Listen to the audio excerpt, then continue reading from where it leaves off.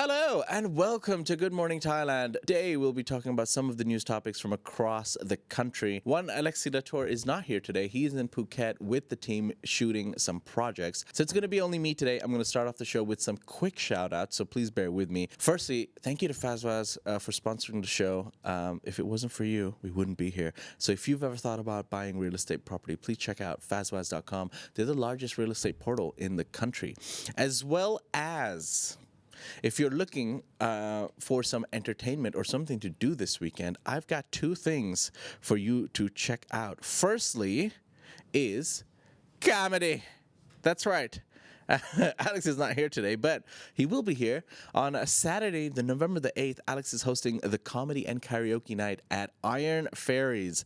And there are some great comedians there. Arnie Pai is going to be there. Shahak. Now Daniel Holmes, my favorite comic in Bangkok. And they're going to be having some killer jokes. Tickets are available at Megatix. There will be a link in the description below. So check that out. And if you would like to invest in property, and if you've ever thought about making an investment or buying something in the Maldives, for example, there's a special Maldives Expo also going on. The location is at the Collective 1 Bangkok. And there's time slots, 10:30, 1 p.m. and 4 p.m. Go check that out if you want to make an investment or if you've ever thought about asking how much property in Maldives costs. And that's it. Those are some of the shout outs for today. Let me start with our first story today, which is regarding a typhoon that lashes coast as Thailand braces for flooding risk. A powerful typhoon is sweeping into Thailand's coastal zones, driving heavy rain, gusting winds, and a risk of flooding and landslides. The meteorological department has issues alerts for low-lying provinces along the Andaman Sea and the Upper Gulf, warning waves exceeding 2 meters and water surges inland. Drainage systems in major hubs like Bangkok and the eastern seaboard are being monitored, and emergency teams are on standby. Farmers in southern provinces are already reporting crop damage, while vessels have been advised to anchor or stay ashore. With the monsoon still active, officials urge residents to stay vigilant, avoid traveling during storms, and secure property ahead of the worst weather. Phuket as well has heavy flooding. A lot of places suffering, including Pattaya, Kathu, and other areas in town. The next 24 hours will be critical in seeing whether the system intensifies or shifts. Stay dry, stay safe out there, guys. When these things happen, there's not much you can do. Even barricading yourselves at home might not be a solution. But yeah, there are a lot of people who can't get away. So stay safe, help each other out, and we'll keep you updated with more news regarding the shift in weather and the issues it brings. For now, we're going to move on to our next story. I'm going to take a quick deep dive, rather small dive, into the ASEAN area. Staying on the topic of storms, Typhoon Kalmaegi hits Vietnam after 140 deaths in Philippines. Now, Typhoon Kalmaegi has made landfall in Vietnam following a deadly run through the Philippines where at least 140 lives were lost in flash floods and landslides. Vietnamese authorities are now mobilizing rescue teams, issuing evacuation orders, and bracing for further windy, rainy conditions as the storm moves inland. The regional impact highlights how Southeast Asia remains vulnerable to large tropical systems, with maritime, coastal, and forested areas all at risk. Analysts say the Philippines' death toll underscores both climate pressures and infrastructure gaps. Southeast Asia is going through a rough time. Vietnam as well, going to be facing the brunt of the storm. Once again, stay safe out there. We'll keep you up to date with all the latest information. For now, we're going to come back to Thailand and talk about some of the different areas. We've got some wacky stories today. Our first one, however, a catch-up of Loy Krathong. For those of you unaware, 5th of November, 2 days ago, was Loy Krathong in Thailand, and Bangkok hauls in 390,000 Krathongs after a quieter festival night. Following this year's Loy Krathong Festival, the city of Bangkok collected about 390,000 krathongs, floating baskets, launched into waterways, reflecting a slightly quieter evening than previous years. Organizers attribute the drop partly to weather warnings, a lot of heavy rain, and also partly to more orderly operations. Cleanup crews were deployed to clear canals and also the Chao Phraya River for efficiently reducing environmental impact and congestion. City officials say the volume still signals strong public participation but emphasizes that waste management, waterway protection, and festival logistics remain major priorities going forward. The hall gives authorities data to plan for next year's event, including how to better manage crowds, debris, and launch sites.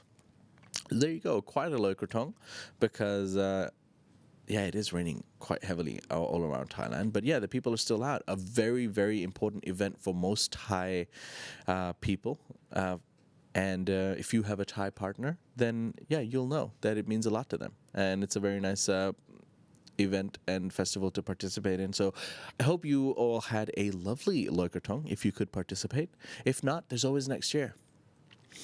For now, I'm going to move on to our next story where I feel like I've done this story already, but let's just do it anyways. Thailand to... Oh, no, wait. I have not done this story. Apologies. But I hate this story. Thailand to slap import duties on all low-value online goods. Bad news for people who shop online from overseas. All right. Thailand is preparing a major shift in trade policy. Import duties will soon apply to all online purchased goods, including low-value items that were previously exempt. The government says the measure will help domestic industries compete and generate revenue, but consumers beg to differ. Many fear increased costs and slower delivery times. Online marketplaces and logistic firms are already scrambling to adapt to new classifications and tax codes. The change is expected to affect cross-border e-commerce from platforms such as Shopee, Lazada, TikTok, and Amazon. Enforcement and customs systems will need to scale up significantly. The decision signals how Thailand is recalibrating its posture in global digital trade flows at a time where regional competitors are also evolving. Now, partly these officials were coming out and saying that this was one of the ways that they're going to tackle the lack of tourism or the reduce in tourism and increase revenue, annoying everyone living in Thailand who does online shopping from overseas. Why? So if you are a person purchasing items from Lazada, Shopee, TikTok, Amazon, a lot of the times the costs are integrated into the system already. And what they mean by low purchase items are, if it's normal, I think objects coming from overseas into Thailand are only taxed after they're more than 1,000 baht. So let's say if you're buying a phone case for 500 baht, when you order it from overseas, when it comes to Thailand, you don't have to pay duty on that. But if it exceeds, I believe it's 1,000 baht. It used to be much higher before. But if it exceeds 1,000 baht, there will be a duty tax of whatever they decide, 5%, 10%, whatever the duty tax is. And this is quite annoying because now they're just going to make it for anything and everything, and it's going to affect all the prices of Shopee, Lazada. A lot of items come from China; those will be taxed. Indonesia, Malaysia, Singapore, all of that's going to be taxed. America definitely, probably taxed even heavier, which just goes to upset the expats and the locals and the people living here in Thailand who want to buy things that are not available in this country. And I don't think taxing things that are 500 baht will solve the issue of why people don't want to travel here anymore or are traveling less. Anyways, this is personal, so I'm a bit annoyed by that story. But there you go. Let us know in the comment section below what you think. For now, we're going to move on to our next story, taking us to Pattaya, where a Thai man was arrested in Pattaya for sawing off police wheel lock. In Pattaya, a man was arrested after he tried to saw off a wheel lock device placed by traffic police on his vehicle and flee. According to reports, the driver waited until officers were distracted, used a handsaw to cut the lock, then attempted to drive off before being apprehended.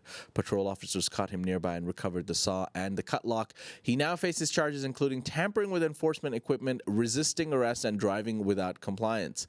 Authorities say the case shows a growing boldness among offenders, and they plan heightened enforcement, more surveillance, and stricter penalties to deter similar acts.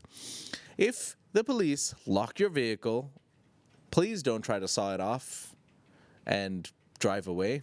They will catch you and you will get in even more trouble. Just pay the 500 baht fine. I felt like that was non-criminal advice. I thought that was logical advice. So that's logical advice from Jay today.